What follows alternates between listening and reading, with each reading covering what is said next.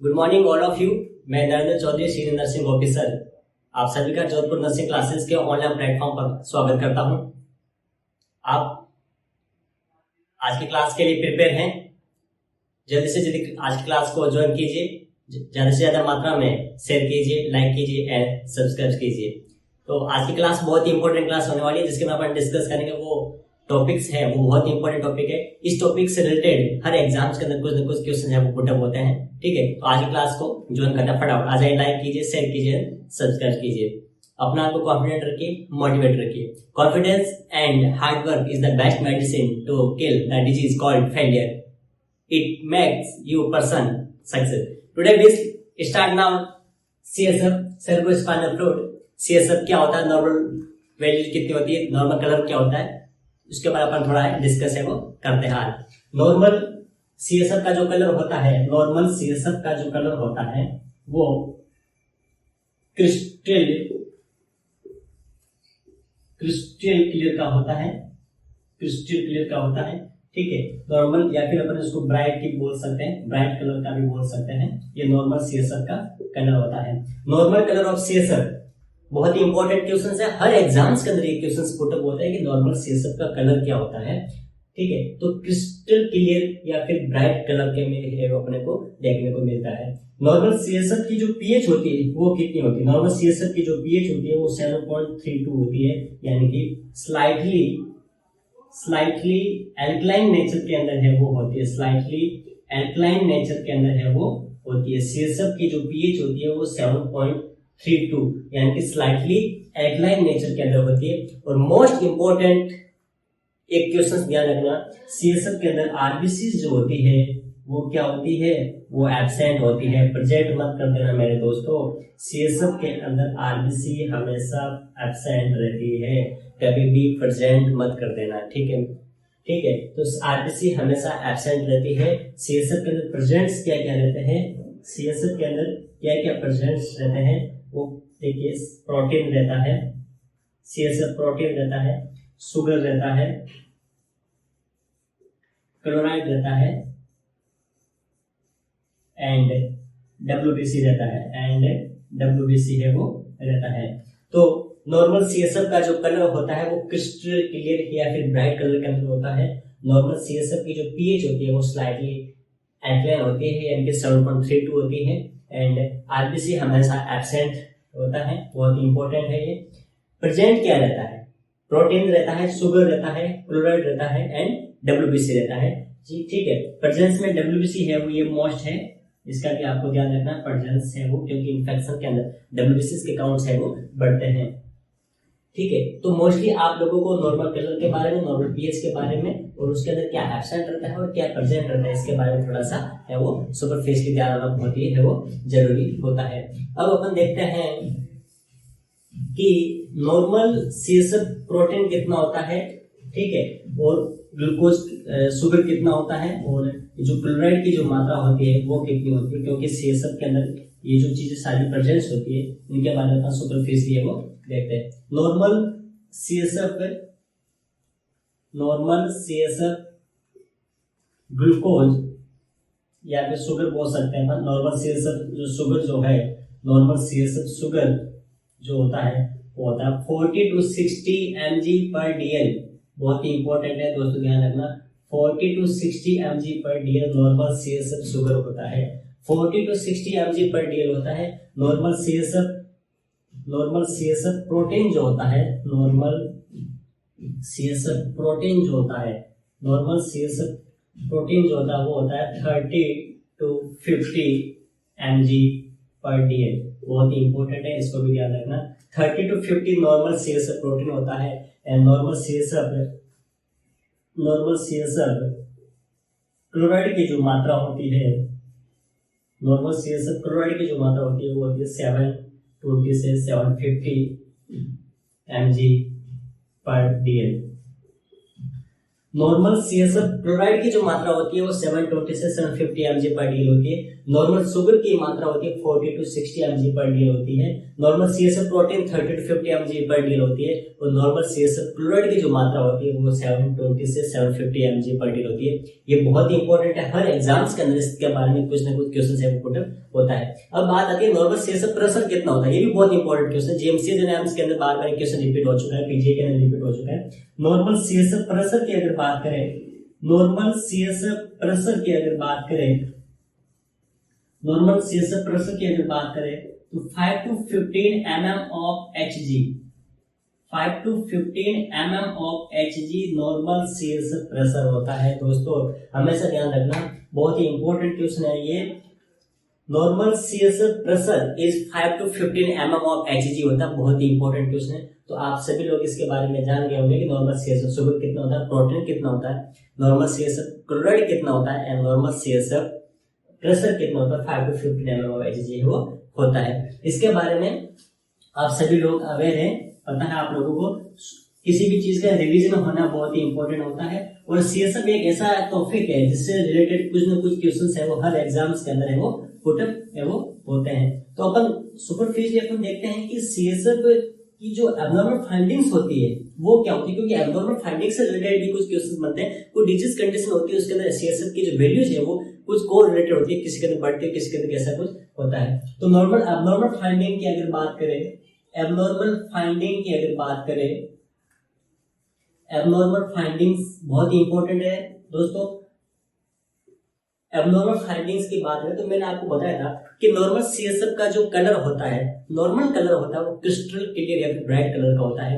और अगर इसकी जगह पिंक इन कलर होगा, पिंक कलर का CSF होगा, यानी कि सबसे पहले दोस्तों ध्यान रखना CSF का एनालिसिस किया जाता है वो कुछ डिजीज कंडीशन के लिए किया जाता है जिसके अंदर CSF की उसकी क्वांटिटी को चेक करते हैं, उसके अंदर कुछ बैक्टीरियल इन्फेक्शन है, वायरल इन्फेक्शन है, क्या चीज है, तो उसके लिए LP किया जाता है।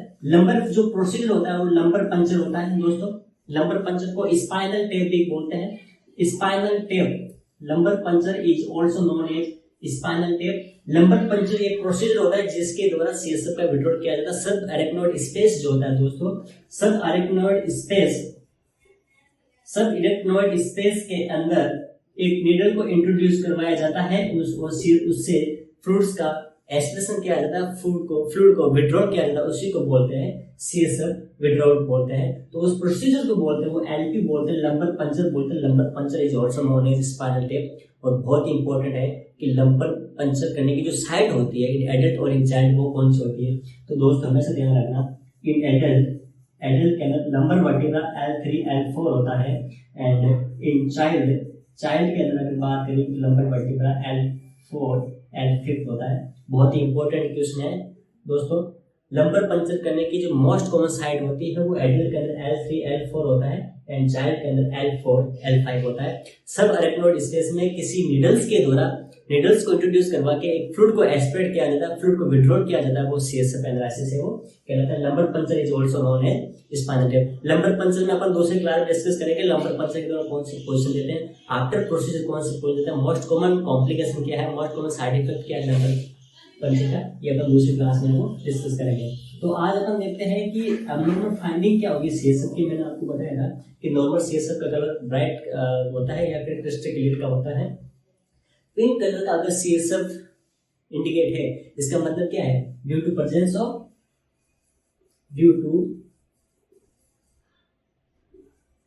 प्रेजेंस ऑफ RBC, यानी कि मैंने आपको पहले ही बताया था CSF के अंदर RBC एब्सेंट होती है और अगर CSF फ्लूइड के अंदर RBC प्रेजेंस है इसका मतलब उसका फ्लूइड का क्लियर कलर कैसा होगा, वो होगा पिंक इन कलर का होगा। और अगर CSF के अंदर RBC प्रेजेंट है दोस्तों तो वो इंडिकेट करेगा इंट्राक्रैनियल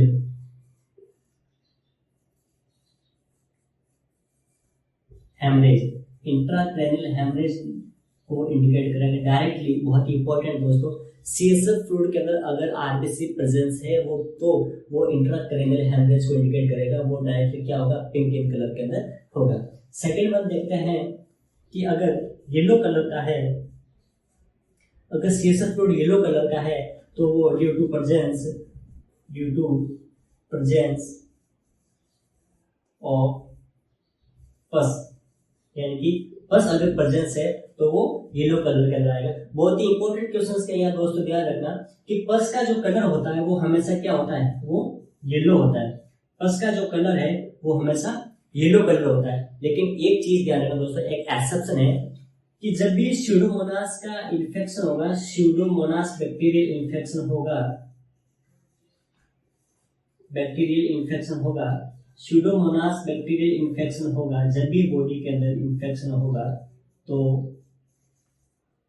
पस का जो कलर है, पस का जो कलर है वो कैसा हो जाएगा, वो पर्पल कलर का हो जाएगा। दोस्तों ये क्वेश्चन एम्स बोनस के अंदर पुटअप हो चुका है दोस्तों। नॉर्मली पस का कलर हमेशा येलो होता है, लेकिन स्यूडोमोनास बैक्टीरिया की वजह से, स्यूडोमोनास बैक्टीरिया की इन्फेक्शन की वजह से जो पस का कलर होगा वो पर्पल कलर होगा। बहुत ही इंपॉर्टेंट है वो, है ध्यान रखना दोस्तों। Pink in colour due to presence of RBC directly indicate the intracranial haemorrhage. Second one yellow due to presence of pus, pus का कलर क्या होगा, येलो। अगर येलो है तो पस को इंडिकेट कर रहा है, और अगर स्यूडोमोनास बैक्टीरियल इन्फेक्शन है तो उस केस में क्या होगा, पर्पल कलर का होगा। इसके अंदर पस के अंदर हमेशा ध्यान रखना दोस्तों, न्यूट्रोफिल्स के जो काउंट है, न्यूट्रोफिल्स के जो काउंट है दोस्तों, न्यूट्रोफिल्स के काउंट हमेशा है वो इंक्रीज हो जाएंगे दोस्तों, ध्यान रखना। न्यूट्रोफिल्स के काउंट हमेशा है वो क्या होगा, इंडिकेट है वो इंक्रीज है वो हो जाएंगे। ठीक है, तो पिंक कलर हो गया, येलो कलर हो गया। थर्ड वन देखते हैं, अगर सीएसएफ फ्लूइड जो है वो टर्बिड है या फिर क्लाउडी कलर का है, टर्बिड या फिर क्लाउडी कलर का है तो वो क्या इंडिकेट करता है दोस्तों, ध्यान रखना। बहुत ही इंपॉर्टेंट है, क्वेश्चन यहीं से पुटअप होता है कि अगर सीएसएफ फ्लूइड जो है टर्बिड इन कलर या फिर क्लाउडी कलर के अंदर है, तो मैंने आपको बताया नॉर्मल कलर का कैसा होता है, ब्राइट या फिर क्रिस्टल क्लियर कलर का होता है। और अगर दोस्तों टर्बिड या फिर क्लाउडी कलर का है तो इंडिकेट मेनिंजाइटिस, मेनिंजाइटिस को है वो इंडिकेट है वो करता है। बहुत ही इंपॉर्टेंट है, मेनिंजाइटिस ही बहुत इंपॉर्टेंट टॉपिक है। टर्बिड या फिर क्लाउडी कलर का है तो वो इंडिकेट क्या करेगा, मेनिंजाइटिस को इंडिकेट करेगा। मेनिंजाइटिस का मतलब क्या होता है, मेनिंजाइटिस का मतलब होता है inflammation of brain and spinal cord membrane. Brain and spinal cord की जो मेम्ब्रेन्स होती है, उनका जो इन्फ्लामेशन हो जाता है उसको क्या बोलते हैं, मेनिंजाइटिस होता है। मेनिंजाइटिस के अंदर काफी सारे सिम्टम्स इंपॉर्टेंट होते हैं, नेजुलरिजिडी, टर्निंग साइंस, ब्रुजिस के साइन, ये बहुत सारी चीजें हैं वो इंपॉर्टेंट होती है, लेकिन अपन उसको दूसरी क्लास में है वो डिस्कस करेंगे। तो मेनिंजाइटिस के केस में टर्बिड या फिर क्लाउडी कलर का है वो सीएसएफ है वो एपियर होगा, बहुत ही इंपॉर्टेंट है। मेनिंजाइटिस के केस में हमेशा दोस्तों ध्यान रखना, मेनिंजाइटिस के केस में एक बैक्टीरियल मेनिंजाइटिस है और दूसरा वायरल मेनिंजाइटिस है। Bacterial and viral meningitis. तो दोस्तों क्वेश्चन ये से पुट अप होता है कि बैक्टीरियल मेनिंजाइटिस के अंदर एंड वायरल मेनिंजाइटिस के अंदर CSF protein, CSF sugar and CSF chloride की मात्रा में क्या वेरिएशन देखने को मिलेगा। दोस्तों हमेशा ध्यान रखना, जब भी बैक्टीरियल मेनिंजाइटिस होगा तो सीएसएफ जो प्रोटीन की मात्रा है, सीएसएफ प्रोटीन की मात्रा है वो इंक्रीज हो जाएगी। मैंने आपको पहले बताया था नॉर्मल सीएसएफ प्रोटीन की मात्रा 30 to 50 mg/dl होता है, और इस केस में प्रोटीन की मात्रा इंक्रीज हो जाएगी यानी मोर देन 50 हो जाएगी। बैक्टीरियल मेनिंजाइटिस के अंदर सीएसएफ प्रोटीन की मात्रा बढ़ जाएगी and CSF sugar and chloride की मात्रा क्या हो जाएगी, वो कम हो जाएगी। सीएसएफ शुगर एंड क्लोराइड की मात्रा है वो क्या है, डिक्रीज हो जाएगी। इसके अपोजिट वायरल मेनिंजाइटिस के केस में जब भी वायरल मेनिंजाइटिस का होगा तो सीएसएफ जो प्रोटीन है, सीएसएफ प्रोटीन की जो मात्रा है वो क्या हो जाएगी, डिक्रीज हो जाएगी एंड शुगर एंड क्लोराइड की जो मात्रा है, वो क्या होगा, वो इंक्रीज हो जाएगी। देखिए डायरेक्टली अपोजिट है यहाँ पे दोस्तों। बैक्टीरियल मेनिंजाइटिस के केस में सीएसएफ प्रोटीन की मात्रा इंक्रीज होती है, सीएसएफ शुगर एंड क्लोराइड की मात्रा वो कम होती है।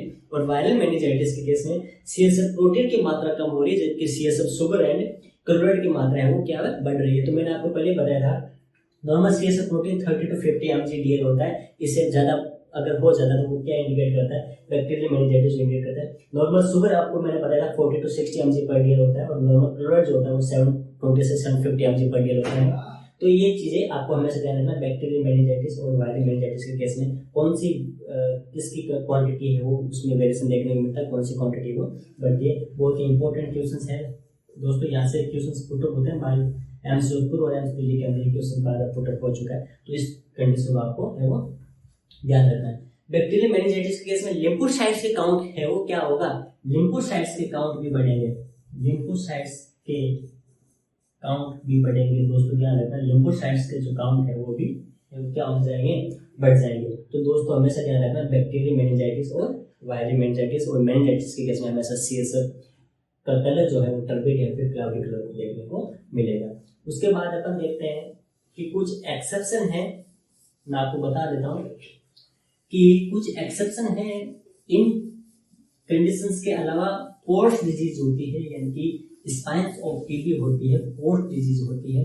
पोर्स डिजीज के अंदर पोर्स डिजीज यानी कि टीबी ऑफ स्पाइन, टीबी के बारे में आपको पता होगा दोस्तों, ट्यूबरकुलोसिस जो माइकोबैक्टीरियम ट्यूबरकुलोसिस की वजह से होता है, एक बैक्टीरियल डिजीज है, ठीक है। अगर ये पल्मोनरी टीबी होती है उसको बोलते हैं कोच बैसिलस बोलते हैं दोस्तों, कोच बैसिलस बोलते हैं, कोच पाउच बोलते हैं, कोच बैसिलस होता है। और अगर स्पाइन की टीबी है उसको क्या बोलते हैं, पोस्ट डिजीज होता है। इसके अंदर dot directly observe treatment short course, directly observe treatment short course है वो थेरेपी स्टार्ट है वो किया जाता है। इसके बारे में अपन अलग क्लास में डिस्कस करेंगे। तो post disease TB of spine, इस केस में CSF के अंदर जो प्रोटीन्स एंड सुगर क्लोराइड्स होते हैं उनकी मात्रा में क्या वेरिएशन देखने को मिलेगा। तो दोस्तों हमेशा ध्यान रखना, पोस्ट डिजीज के अंदर CSF जो प्रोटीन है उसकी मात्रा क्या हो जाएगी, इंक्रीज हो जाएगी, और अदर रिमेन्स जितने भी है, शुगर है, क्लोराइड है, WBC है, उसके अंदर किसी भी प्रकार का कोई चेंजेस नहीं मिलेगा। अदर्स जो है, अदर्स रिमेन्स अनचेंज्ड, यानी कि ओनली CSF प्रोटीन की मात्रा बढ़ेगी, अदर रिमेन्स अनचेंज, किसी प्रकार कोई चेंजेस देखने को नहीं मिलता है। ये एक तरह का एक्सेप्शन है दोस्तों, एक तरह का एक्सेप्शन है, बहुत ही इंपॉर्टेंट है, इसको ध्यान रखना। पोस्ट डिजीज के केस में हमेशा CSF प्रोटीन बढ़ता है, अदर रिमेन्स है वो अनचेंज होता है। उसके अलावा दोस्तों ये ध्यान रखना कि ट्यूमर